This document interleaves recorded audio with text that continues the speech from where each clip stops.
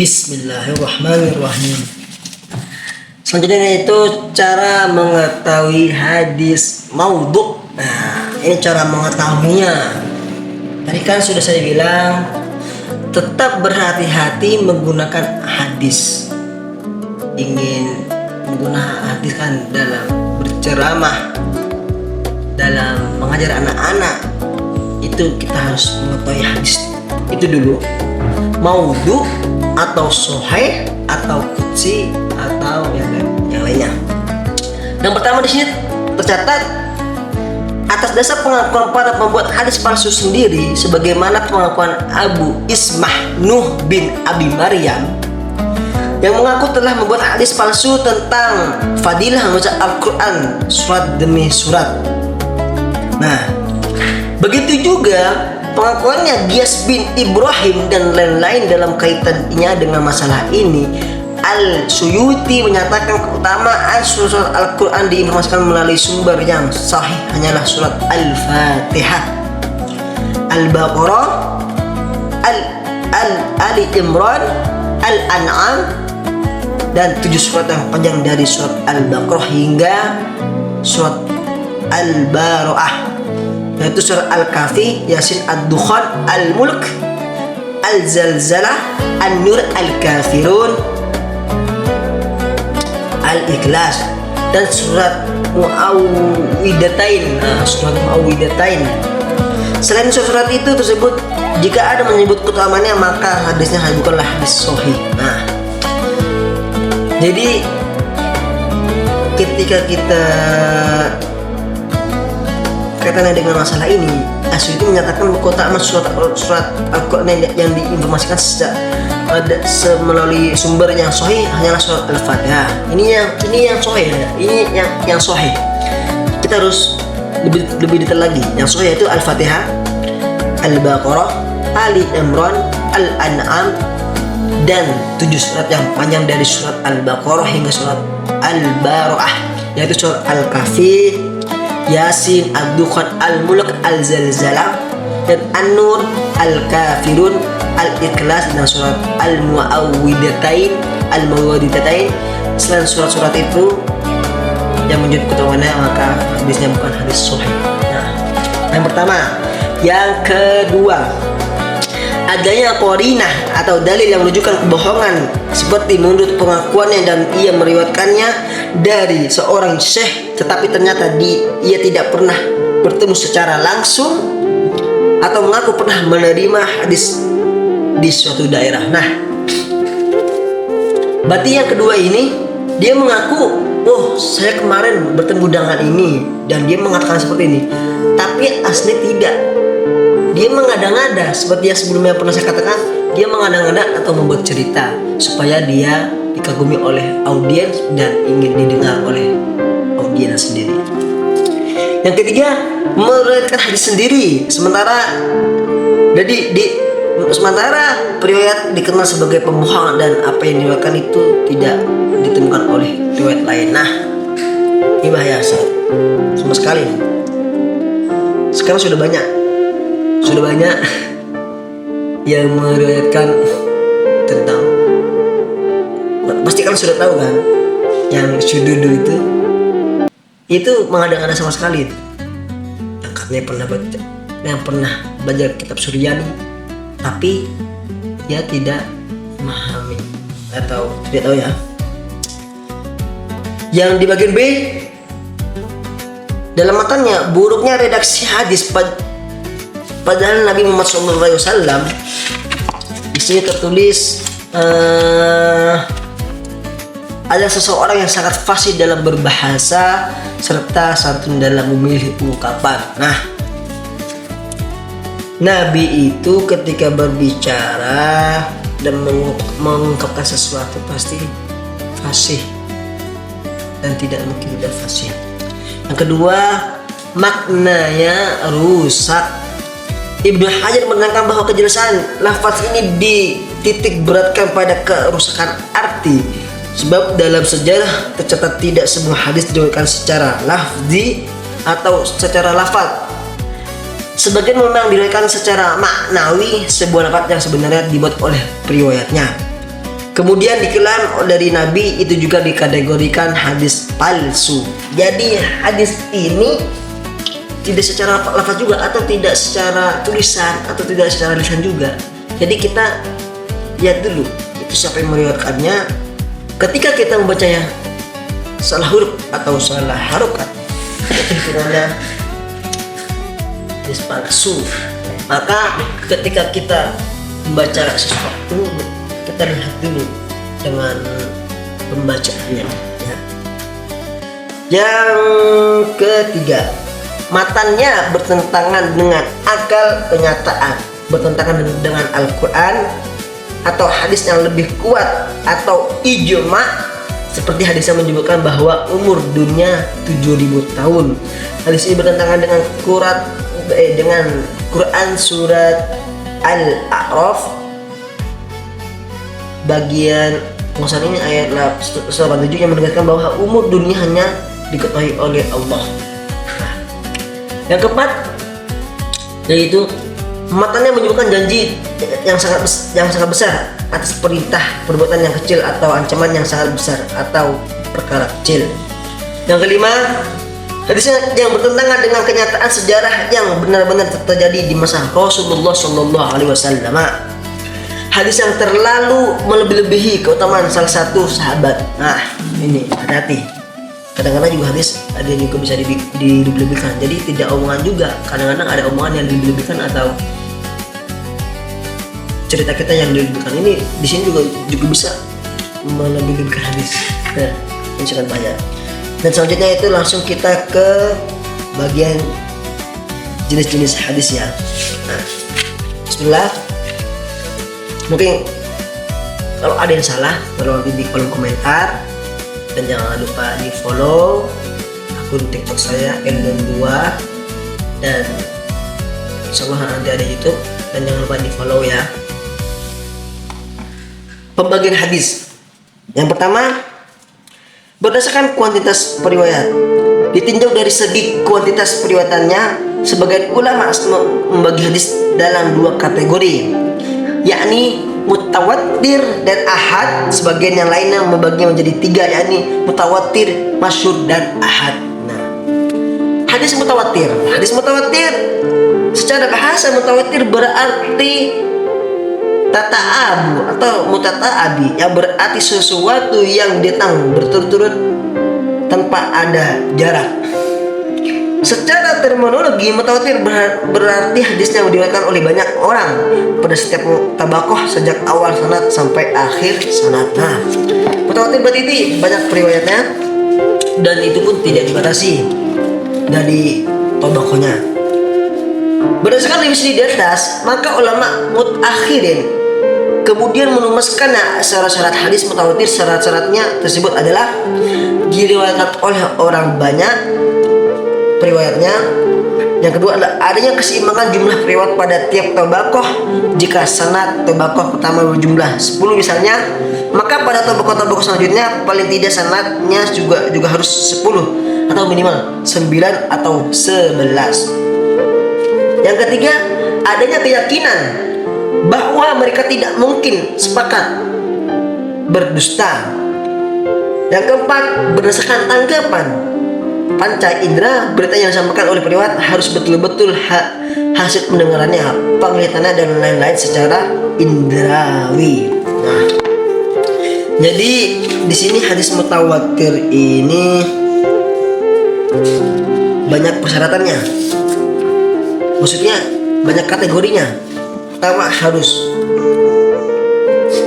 Pertamanya harus diriwayatkan oleh orang banyak. Yang kedua, ada yang keseimbangan jumlahnya periwayat. Jadi pertama misalkannya periwayatnya 10, selanjutnya juga harus ada 10 juga periwayat juga, atau 9 lah, minimal 9 atau 11. Yang ketiga itu adanya keyakinan bahwa mereka tidak berdusta dalam mengucapkan hadis tersebut. Dan berdasarkan tanggapan panca indera atau periwayat harus betul-betul hasil pendengarannya, bukan dari kata orang lain. Misalkan contoh, saya dari orang ini mengatakan ini, nah itu tidak boleh. itu benar-benar harus dari pendengaran dia sendiri, dan dia boleh menjadi periwayat hadis tersebut. Nah, setelah itu di sini ada macam-macam mutawatir. Yang pertama itu mutawatir lafzi. Mutawatir lafzi ialah hadisnya yang diriwayatkan oleh orang banyak, periwayatan sejak awal sampai akhir sanad dengan menggunakan lafaz yang sama atau lafzun wahid. Jadi kalau yang mutawatir lafzi ini mesti lafaznya yang sama, tidak akan berubah dari yang pertama sampai yang terakhir. Yang kedua, mutawatir maknawi. Mutawatir maknawi yang disebut hadis mutawatir maknawi ialah hadis yang dinukilkan oleh banyak yang menurut adat mustahil bersepakat berdusta pada kejadian yang berbeda-beda tetapi bertemu pada titik persamaan. Yang ketiga, mutawatir amali. Yang dimaksud mutawatir amali ialah hadis yang diketahui dengan mudah bahwa dia termasuk urusan agama dan telah mahfum di kalangan umat Islam bahwa Nabi mengajarkannya, menyuruhnya atau selain dari itu. Yang kedua yaitu hadis ahad. Hadis ahad. Pengertian secara bahasa hadis ahad berarti al-wahid atau satu. Dengan demikian kabar wahid adalah berita yang disampaikan oleh satu orang. Secara terminologi hadis ahad berarti hadis yang tidak memenuhi syarat-syarat hadis mutawatir. Hadis ahad ini berarti maksudnya satu, dan khobar wahid berarti cerita satu, maksudnya cerita yang pertama.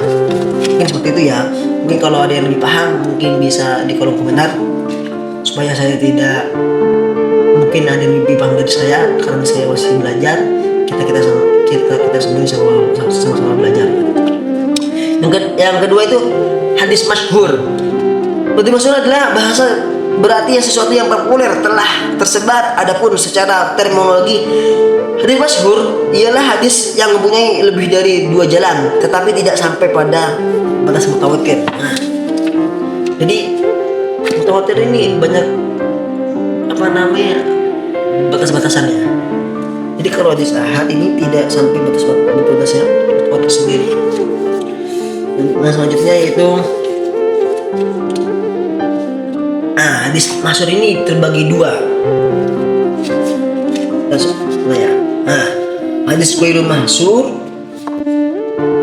yang itu dibagi dalam 2 kategori, yakni hadis aziz dan hadis gharib. Nah, hadis aziz ini, jadi maksud hadis aziz adalah yang periwayatannya tidak kurang dari 2 orang dalam semua tabaqat sanad.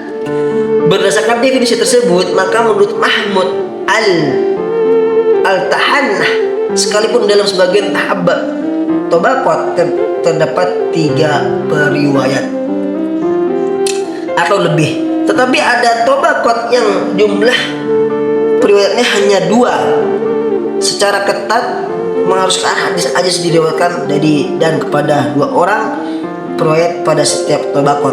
Jadi bisa saja terjadi suatu hadis pada mulanya tergolong sebagai hadis aziz karena hanya diriwayatkan oleh 2 periwayat. Yang kedua yaitu hadis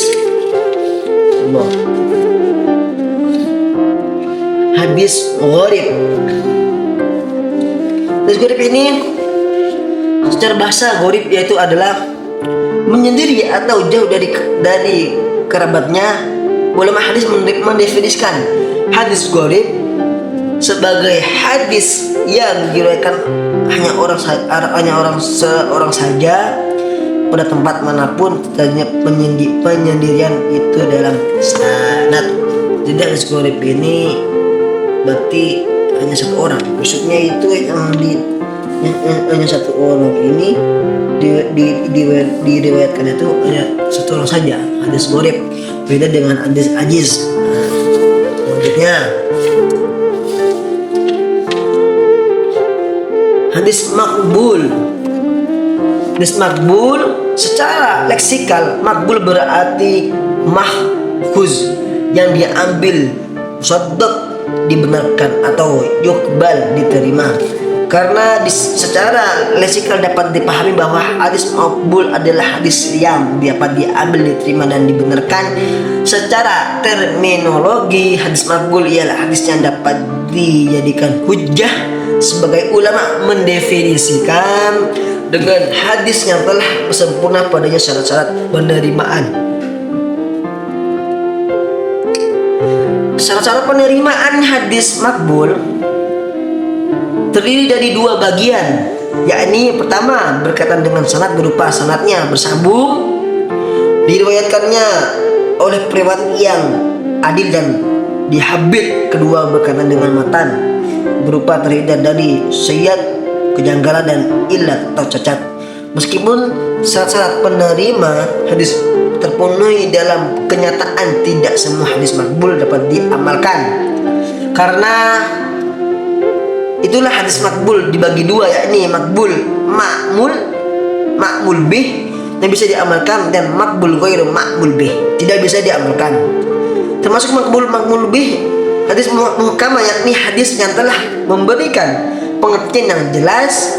Hadis mukhtalif, yakni hadis yang dapat dikompromikan meskipun secara lahiriah. Dan itu hadis mardud.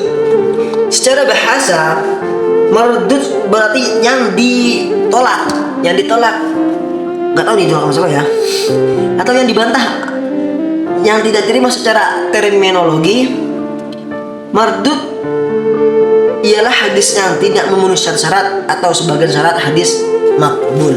Nah, jadi kebalikannya dari hadis mardud ke makbul.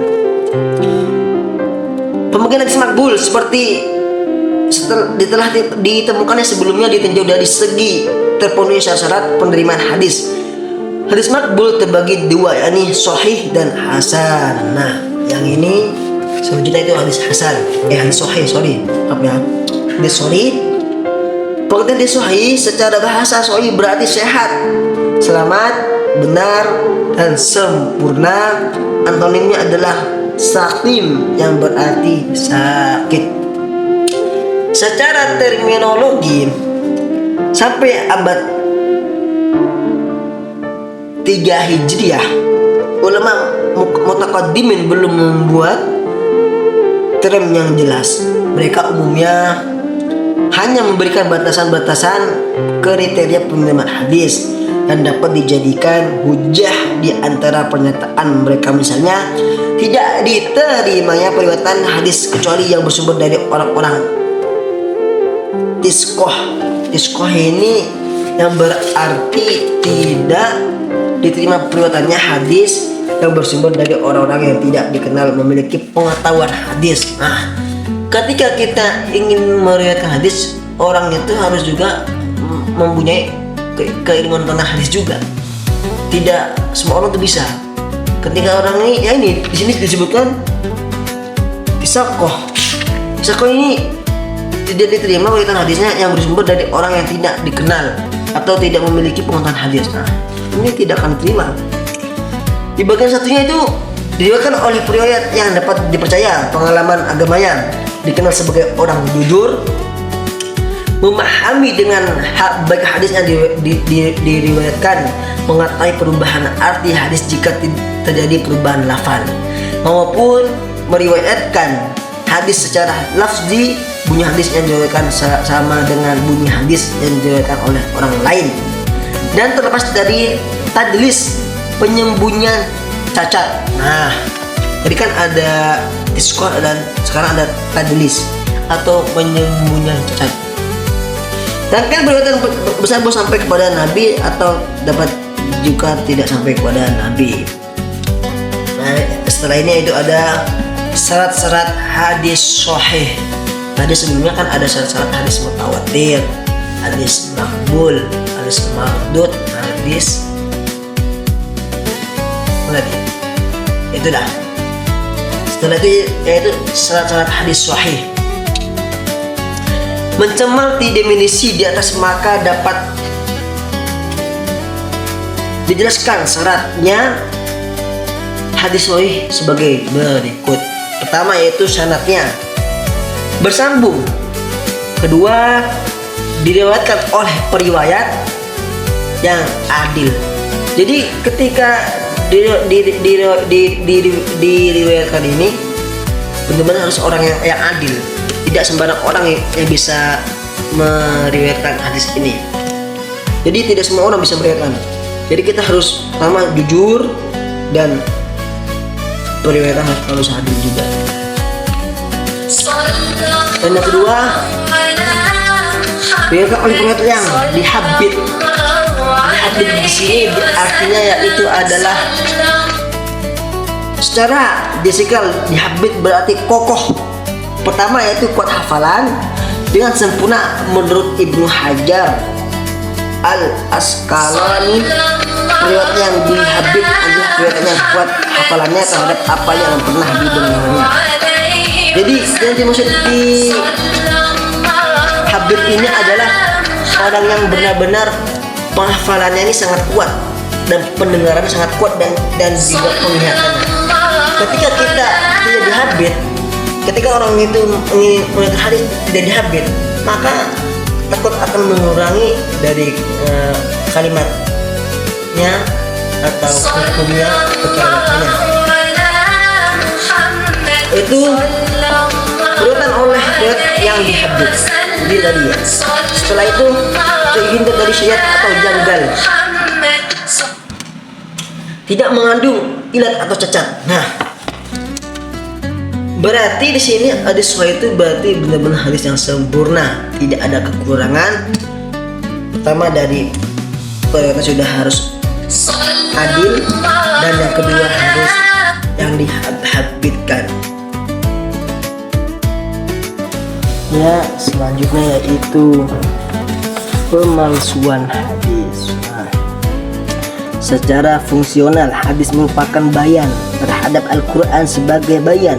Adalah satu fungsinya adalah menetapkan hukum yang tidak dan atau belum diatur dalam Al-Quran. Dari sisi ini tanpa betapa signifikannya posisi hadis sebagai mushadir at-taisir dalam Islam selain Al-Quran. Sungguh pun demikian, secara historis sejarah keduanya sangat jauh berbeda. Jika Al-Quran telah ditulis pada zaman Nabi dan dibukukan pada masa Khalifah Abu Bakar As-Siddiq, hadis baru ditulis dan dibukukan pada masa Khalifah Umar bin Khattab, Khalifah Umar bin Abdul Aziz abad kedua Hijriah. Sebuah rentan waktu yang sangat panjang terhitung saja meninggalnya Nabi Muhammad SAW. Kesenjangan waktu yang hampir satu abad ini menjadi momen bagi orang-orang atau kelompok tertentu untuk memanipulasi bagi yang kemudian dinisbatkan kepada Rasulullah SAW dengan berbagai latar belakang, motif dan kepentingan. Penisbatan sesuatu kepada Rasulullah SAW seperti inilah yang selanjutnya dikenal dengan pemalsuan hadis. Secara terminologi, sebuah hadis palsu sebenarnya tidak layak untuk disebut sebagai sebuah hadis karena dia jelas bukan hadis yang disandarkan kepada Nabi Sallallahu Alaihi Wasallam. Jadi, ketika kita ingin membuat dalil, kita harus lihat dulu apakah ada hadis palsu atau tidak. Kebanyakan orang awam ini tidak tahu membedakannya. Asal dipakai, asal dijiplak. Apalagi yang sering terkenal orang itu mengambil dari medsos. Nah itu kalau kita tidak disadari dengan ilmu kita sendiri yang kita ketahui, itu maka kesalahan orang lain itu sendiri. Maka ketika kita ingin membacakan hadis itu nanti bisa sahih atau tidak. Lanjutnya, pengertian hadis maudhu. Secara bahasa, maudhu ini adalah isim maf'ul dari wadu'a yadu'u wada'an. Wadu'a yaitu wada'an. Jadi diambil dari kata wadu'a yang berarti isqat, meletakkan atau menyimpan, al iftiro al-iftiro wal al-ikhtilaf, mengada-ngada atau membuat-buat, dan al-tarku ditinggal. Jadi ketika kita melihat hadis ini, hadis maudhu ini sudah pasti itu buat-buat dengan ngada-ngada atau dengan perkataan kita sendiri. Bahwasanya Nabi dulu pernah mengatakan ini sunnah, padahal Nabi tidak mengatakan dan tidak ada juga pula perawinya. Jadi di sini ada 3, yaitu al-iftiro wal ikhtilaf, atau menyimpan atau mengada-ngada, atau dibuat yaitu al-tarku, dan ditinggal. Secara terminologi, hadis maudhu ialah hadis yang disandarkan kepada Rasulullah SAW secara cara dibuat-buat dan dusta, pada hal beliau tidak pernah mengatakan, berbuat atau menetapkan, tidak pernah berbuat dan menetapkannya. Nah, jadi kadang-kadang orang itu tidak, Nabi ini tidak melakukan apa-apa, tapi orang yang membuat hadis maudhu ini dibuat dengan kata qalan nabi. Nah, qalan nabi, an nabi, punya kayak gitu. Jadi hati-hati dengan kata-kata seperti, jangan terlalu terkecoh dengan qalan nabi. Itu jangan terlalu terkecoh dengan kata-kata seperti itu. Yang pertama itu tentang persoalan kapan hadis semacam ini mulai muncul, para ulama berbeda pendapat. Secara garis besar pendapatan tersebut dapat ditemukan sebagai berikut. Yang pertama itu, menurut Ahmad Amin, hadis maudhu telah muncul pada masa Rasulullah SAW yang masih hidup. Argumen adalah adanya sabda Rasulullah yang mengandung ancaman dan atau peringatan bahwa bagi siapa saja yang secara sengaja berdusta kepadaku, maka hendaknya dia mengambil tempat di neraka. Nah, ini dari Ahmad Amin. Menurut interpretasinya, dengan dikeluarkannya sabda tersebut, Rasulullah SAW mengira telah ada pihak-pihak yang ingin mendustakannya dirinya. Oleh karena itu, hadis tersebut dianggap sebagai respon terhadap fenomena yang ada saat itu, yang berarti menggambarkan bahwa kemungkinan besar pada zaman Rasulullah telah terjadi pemalsuan hadis. Yang kedua, dalam pandangan Salah al-Dinal al-Dalbi, pemalsuan hadis dalam masalah keduniaan telah terjadi pada masa Rasulullah Sallallahu Alaihi Wasallam. Alasan yang ia kemukakan adalah hadis riwayat At-Tahwawi pada 320 Hijriah atau 933 Masehi, dan At-Tabrani pada tahun 310 Hijriah sama dengan yaitu 971 Masehi. Dalam kedua hadis tersebut dinyatakan bahwa pada masa Nabi ada seseorang telah membuat berita bohong mengatasnamakan Nabi. Orang itu mengaku telah diberi wewenang Nabi untuk menyelesaikan sesuatu masalah di suatu kelompok masyarakat di sekitar Madinah. Sesuatu ketika orang itu melamar seseorang dari masyarakat tersebut, tetapi lamarannya ditolak, masyarakat lalu mengirimkan utusan kepada Nabi untuk menginformasikan pengakuan utusan yang dimaksud. Ternyata Nabi tidak pernah menyuruh orang itu untuk mengatasnamakan beliau. Nabi lalu menyuruh sahabatnya untuk membunuh orang yang berbohong, seraya berpesan apabila ternyata orang yang bersangkut telah meninggal dunia, maka jasad orang itu agar dibakar. Nah, ini mungkin yang saya paham ini adalah menyelesaikan masalah yang di masyarakat. Jadi ada kelompok masyarakat di sekitar Madinah. Suatu ketika orang itu ingin melamar wanita. Nah, ingin melamar wanita dan lamarannya pun ditolak.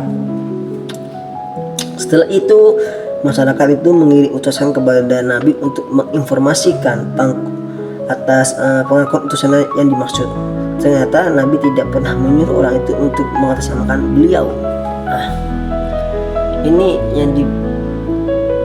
nggak tahu ya kak, yang dimaksud khobar atau atsar atau sunnah ini. Tapi ini maudhu ini hitungannya.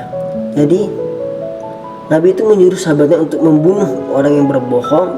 Saya berpesan, apabila ternyata orang bersangkutan telah meninggal dunia, maka jasad orang itu agar dibakar. Nah, jadi guys, ini tidak main-main guys, masalahnya hadis. Jadi kita harus tetap memilih itu lebih dipilah lagi, dipilah, jangan langsung diciplak untuk membuka dalil kita sendiri. Apalagi yang kita misalkan kita untuk berpesan kepada masyarakat awam, itu malah lebih susah lagi kalau kita menggunakan hadis maudhu, takutnya langsung percaya. Yang ketiga di sini ada, menurut jumhur ulama hadis, pemalsuan hadis mulai terjadi pada masa kekhalifahan Ali bin Abi Thalib. Mereka beralasan bahwa keadaan hadis sejak zaman Nabi hingga sebelum terjadinya pertentangan antara Ali bin Abi Thalib dengan Muawiyah bin Abi Sufyan pada 60 Hijriah atau sama dengan 680 Masehi. Masih terhindar dari pemalsuan zaman Nabi, jelas tidak mungkin terjadi pemalsuan hadis. Kalau yang dari jumhur ulama hadis ini, pemalsuan hadis itu kalau menurut beliau sendiri itu pada zaman Khalifah Ali bin Abi Thalib dengan Muawiyah bin Abi Sufyan. Jadi setelah Nabi meninggal. Kalau yang nomor 2-nya ini pada zaman Nabi, dan nomor 1-nya ini pada masa Rasulullah juga. Jadi yang ketiga ini pada setelah Rasulullah meninggal atau wafat ya. Yang ke B, latar belakang munculnya hadis maudhu. Berdasarkan data sejarah yang ada, pemalsuan hadis ternyata tidak hanya dilakukan oleh orang-orang Islam, tetapi juga dilakukan oleh orang-orang non-Islam, atau ada beberapa motif yang mendorong mereka membuat hadis palsu, antara lain. Yang pertama, pertentangan politik. Nah, ini politik juga bisa munculnya hadis maudhu. Maksudnya latar belakangnya, yaitu perpecahan umat Islam yang diakibatkan konflik politik yang terjadi pada masa kekhalifahan Ali bin Abi Thalib. Ternyata besar sekali pengaruhnya terhadap perpecahan umat ke dalam beberapa golongan dan kemunculan hadis-hadis palsu.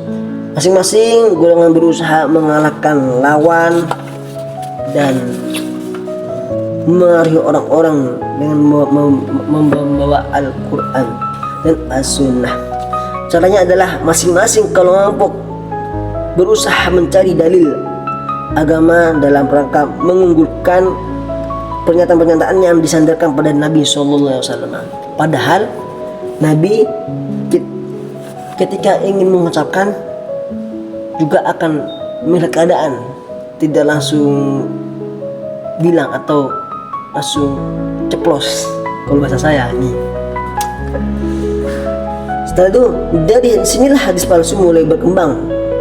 Tema atau materi hadis palsu yang paling sering dibuat adalah umpan atas keunggulan tokoh kelompoknya. Contoh hadis palsu yang dibuat dalam konteks ini adalah, ya Ali, inna lillahi ghafiralaka walidaraitika waliwalidaika wala ahlika wali sya'atika wali mahabbi sa'itaka.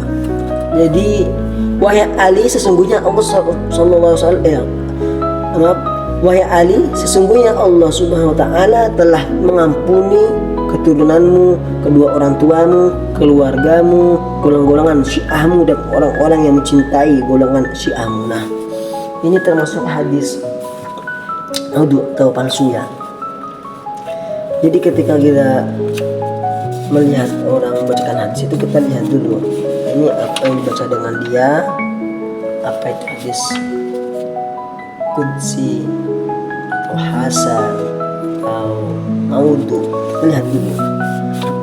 Ketika kita melihat hadis itu juga sudah terlihat dari perawi-perawinya yang sudah gimana ya.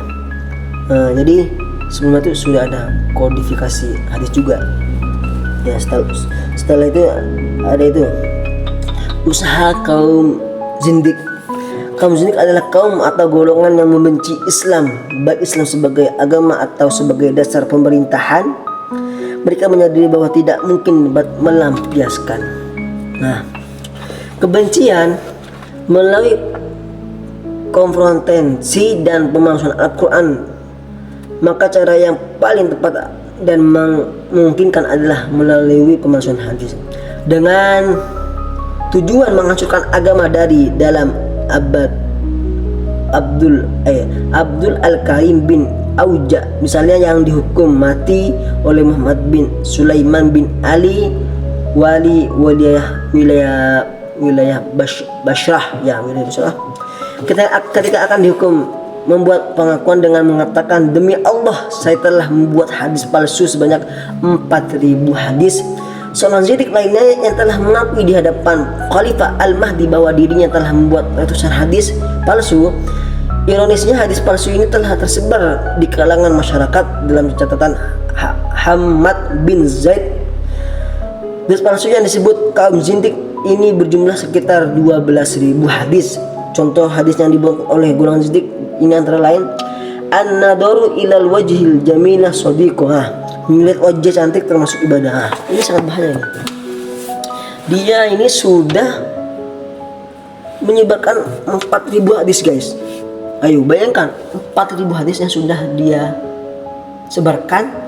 Sedangkan hadis yang dia sebarkan ini hadis maudhu, tidak sahih, tidak qudsi.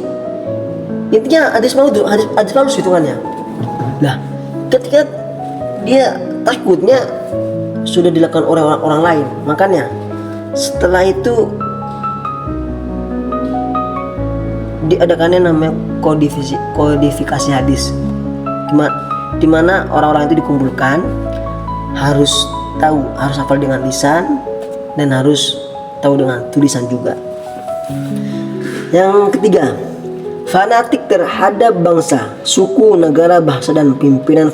Fanatisme terhadap seseorang, bangsa, kelompok, dan sejenisnya juga mendorong orang-orang melakukan pemalsuan hadis.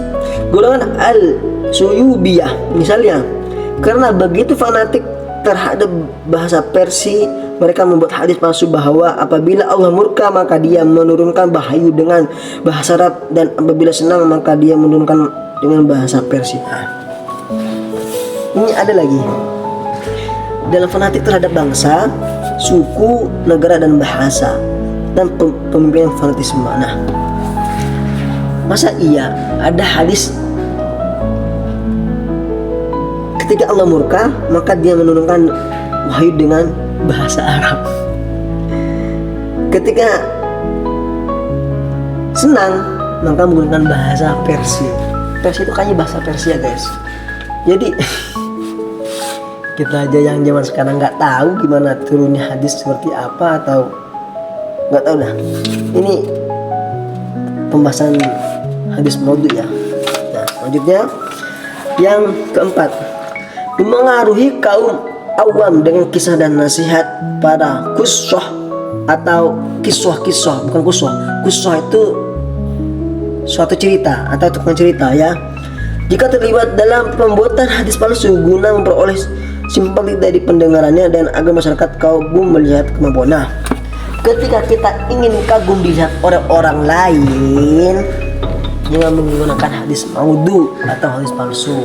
Gunakan cara bicara kita supaya gimana para audien itu terlibat ke kita dan menarik untuk kita. Oh, ini benar-benar unik ini orang ini pembawaannya. Jangan menggunakan hadis palsu. Jadi yang keempat ini memengaruhi kaum awam. Nah, ini sangat bahaya guys. Ketika kita memengaruhi kaum awam, ketika kita mengatakan hadis maudhu, tiba-tiba dipakai. Coba mau gimana kita? Apa dunia nggak terbalik kalau kita menggunakan hadis maudhu, tiba-tiba bilang melihat cewek cantik adalah ibadah. Intinya yang digunakan itu hadis palsu. Wah, ini sangat bahaya. Makanya dibuatnya buku ini oleh penulis supaya kita paham apa itu hadis maudhu dan yang lain-lainnya. Nah, selanjutnya yaitu perselisihan pendapat fikih dan ilmu kalam. Munculnya perselisihan pendapat dalam masalah fikih dan ilmu kalam pendorong pengelutnya juga berani memalsukan hadis. Motifnya sederhana, yakni didorong sifat fanatik dan ingin menguatkan mazhab masing-masing. Nah, ini berarti ini pendapatan perselisihan pendapatan fikih dan ilmu kalam. Yaitu diantaranya, siapa yang mengangkat kedua tangannya dalam sholat, maka sholatnya tidak sah. Nah, ini lagi. Setelah itu, Jibril menjadi imamku dalam sholat di Ka'bah. Ia Jibril membaca basmalah dengan nyaring. Nah, ini apa lagi? Ini enggak nyambung sama sekali nih. Yang junub wajib berkumur-kumur dan menghisap air 3 kali. Semua yang ada di bumi dan langit serta di antara keduanya adalah makhluk kecuali Allah dan Al-Quran, dan kelak akan ada di antara umatku yang menyatakan Al-Quran itu makhluk. Barang siapa yang mengatakan demikian, niscaya ia telah kufur kepada Allah Maha Agung, dan saat itu pula jauhlah telak kepada istrinya. Ini benar-benar ini dari pendapat fikih dan ilmu kalam ya. Jadi agak menyinggung ilmu kalam nih guys. Setelah itu yang nomor 6, membangkitkan gairah beribadah tanpa mengerti apa yang dilakukan. Berarti ini tentang banyak ulama yang membuat hadis palsu dengan asumsi bahwa usahanya itu benar merupakan upaya taqarrub kepada Allah serta mengunjung tinggi agamanya. Nuh bin Abi Maryam telah membuat hadis berkesan dengan fadilah keutamaan membaca surat-surat tertentu dalam Al-Quran. Nah, ini banyak kali guys penjelasan di sini tentang hadis maudhu ini ya. Jadi kita harus tetap hati-hati untuk menggunakan hadis, jangan sampai terkecoh dengan hadis-hadis. Maka sekarang kan sudah banyak para ustadz gadungan yang menggunakan tentang hadis tentang Al-Quran, padahal belum tentu itu benar. Karena ketika kita mengaji online itu tetap berhati-hati atau mengaji lewat medsos. Dan yang ketujuh di sini ada menjelat penguasa atau Qiyas bin Ibrahim merupakan tokoh yang banyak ditulis dalam kitab hadis sebagai pemalsu hadis dengan motif untuk menjelat penguasa, yaitu contohnya la sabaqa illa fi fasad au khaf. Ini banyak sekali ya tentang pemalsuan hadis. Jadi kita harus tetap hati-hati untuk memilih hadis.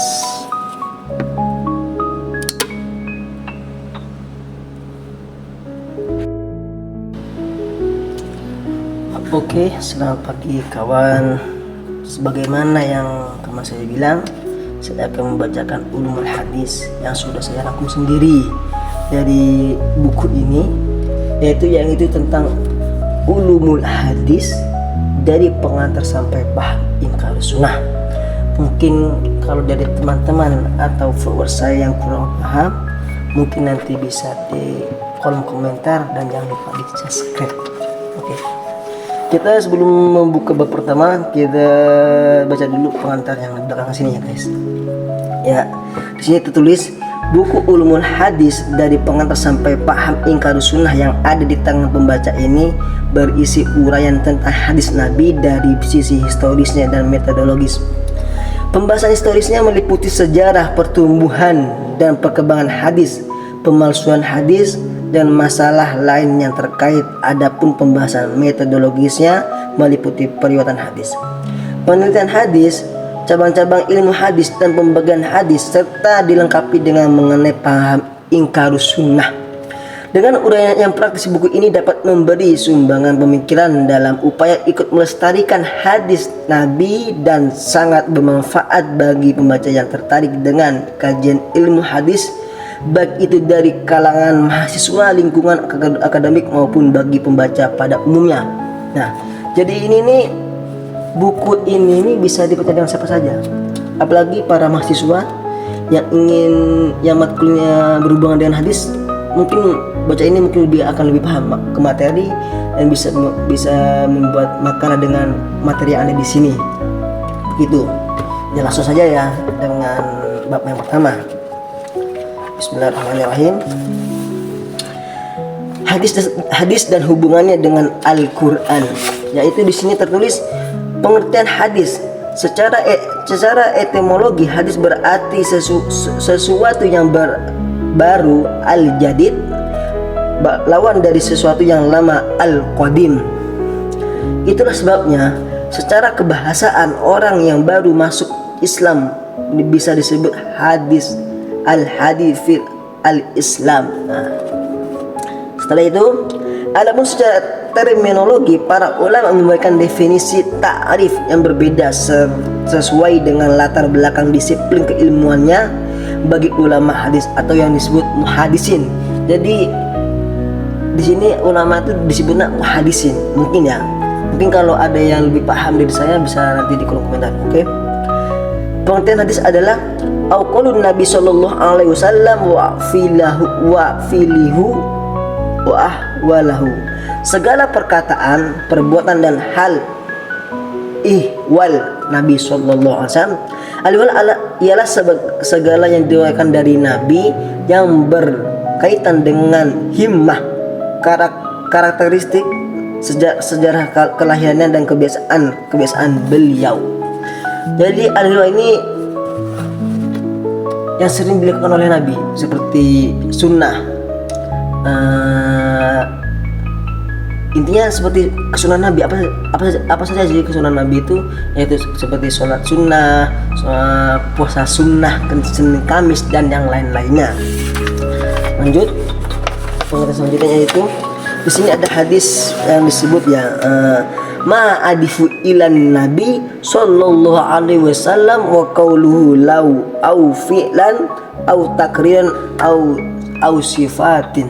Nah, sesuatu yang disampaikan kepada Nabi Shallallahu Alaihi Wasallam, baik yang berupa perkataan, perbuatan, takrir maupun sifat beliau.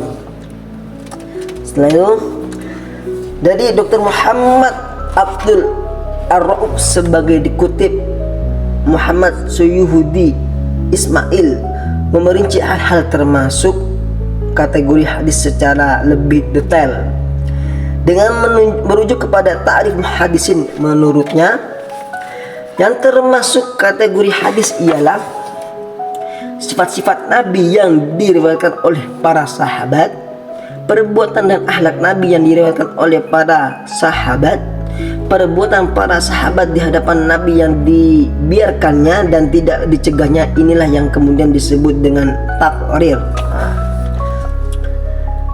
Dan itu ada lagi, timbulnya berbagai pendapatan sahabat di hadapan Nabi. Lalu Nabi mengemukakan pendapatan sendiri dan mengakui salah satu pendapat sahabat itu. Sabda Nabi yang keluar dari lisan beliau, firman Allah selain Al-Quran yang disampaikan oleh Nabi yang dinamakan hadis qudsi.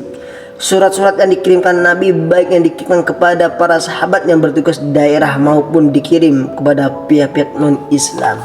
Jadi kalau dengan Dr. Muhammad Abdul Ar-Rauf yang dikutip Muhammad Suyuhudi Ismail, jadi yang termasuk kategori hadis itu kayak perkataan Nabi. Di sini disebutnya itu sifat-sifat Nabi yang dilakukan oleh para sahabat. Kayak sifat Nabi itu banyak, amanah, jujur, ini banyak sifat Nabi. Dan yang kedua di sini ada perbuatan akhlak Nabi yang diriwayatkan para sahabat. Jadi hadis ini kebanyakan ada yang diriwayatkan oleh Nabi dan ada yang diriwayatkan oleh sahabat. Jadi kalau yang hadis qudsi itu firman Allah selain Al-Quran yang disampaikan oleh Nabi yang dinamakan hadis qudsi. Nah, setelah itu ke bagian yang kedua yaitu yang B, istilah-istilah lain sinonim dengan hadis, yaitu di dalam literatur terhadap beberapa istilah sering disinonimkan dengan hadis. Istilah itu adalah khobar atau atsar dan sunnah. Nah ini khobar ya, kita harus membedakan dengan tiga ini sinonimnya atau dengan lawan katanya, yaitu khobar, atsar atau sunnah. Yang pertama khobar. Khobar adalah menurut bahasa berarti berita. Secara terminologis, sebagian ulama mengatakan bahwa hadis dan khobar mengandung makna yang sama. Keduanya mencakup segala riwayat, baik yang berasal dari Rasul atau marfu dari sahabat mauquf maupun dari tabi'in maqtuh. Tetapi sebagian ulama lainnya membedakan keduanya. Bagi ulama disebutkan terakhir penggunaan istilah hadis tersebut terbatas pada riwayat yang berasal dari Nabi.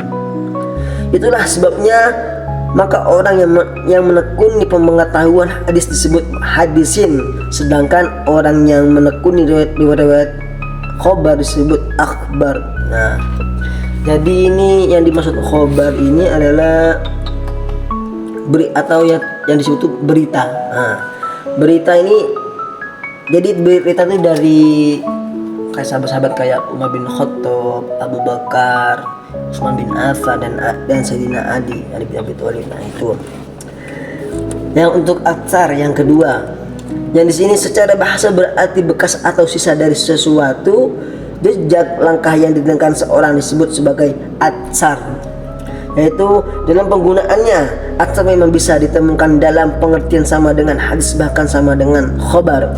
Akan tetapi pendapat yang masyhur di kalangan ulama salaf adalah bahwa atsar merupakan riwayat yang berasal dari ulama salaf, tabi'in, tabi'in, bahkan bagi ulama Khurasan penggunaan istilah atsar dibatasi hanya pada riwayat yang mauquf. Nah, jadi atsar ini agak berbeda ya dengan khobar sendiri, yaitu bekas atau sisa sesuatu yang jejak langkah yang ditinggalkan seorang tersebut. Jadi ya gimana sih langkah Nabi itu gimana ya? Mungkin kalau ada yang lebih paham dari saya bisa nanti di kolom komentar tentang atsar ya. Sunnah. Secara kebahasaan sunnah mengandung beberapa arti, di antaranya jalan yang ditempuh baik sifatnya terpuji maupun tercela. Sunnah juga berarti sesuatu yang sudah bisa dilakukan atau yang telah menjadi tradisi. Bentuk jamak plural lah dari kata sunnah adalah sunnah. Nah, jadi sebelum kita masuk ke yang bab satunya, itu istilah lain itu ada, yaitu seperti istilahnya ini ada atsar, khobar, sunnah. Ini maksudnya hadis-hadisnya, ada hadis khobar, atsar, sunnah. Kalau khobar itu yang berita berarti seperti dari para sahabat, dan mauquf atau marfu atau maktub. Nah itu. Untuk selanjutnya kita ini oke.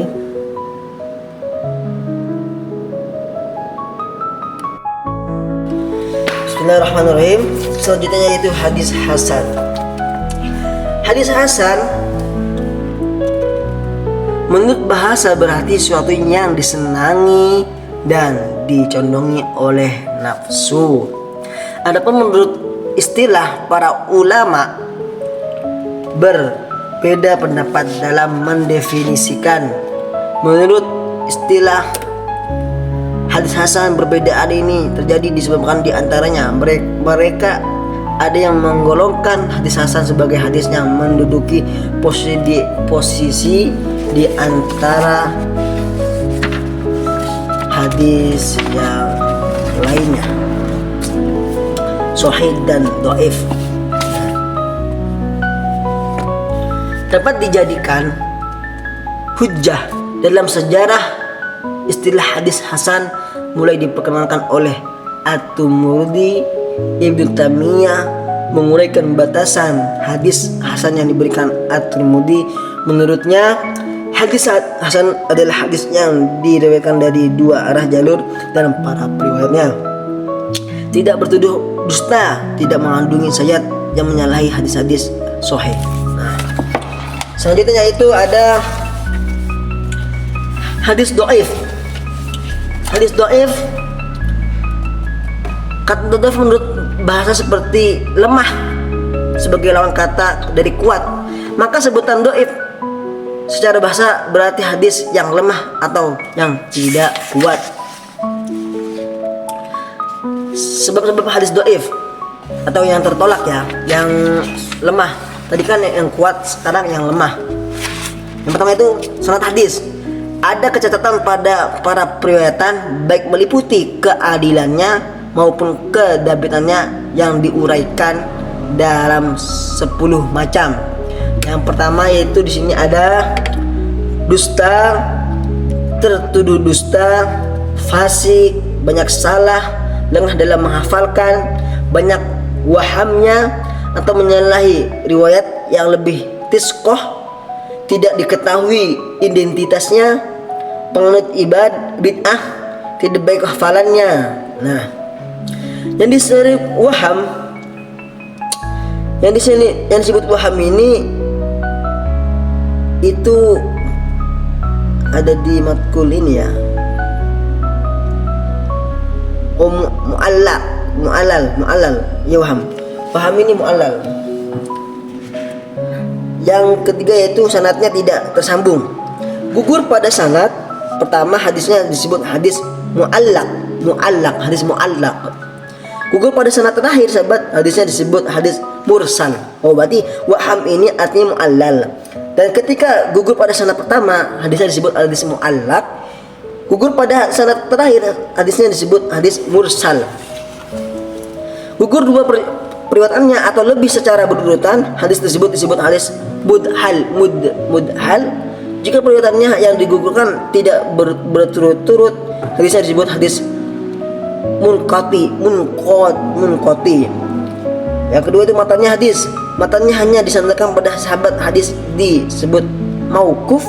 Matanya hanya disandarkan pada tabi'in, hadis disebut maqtuh. Oke teman-teman, cukup sampai sini. Terima kasih sudah ingin mendengar dan melihat pembedahan buku saya sendiri.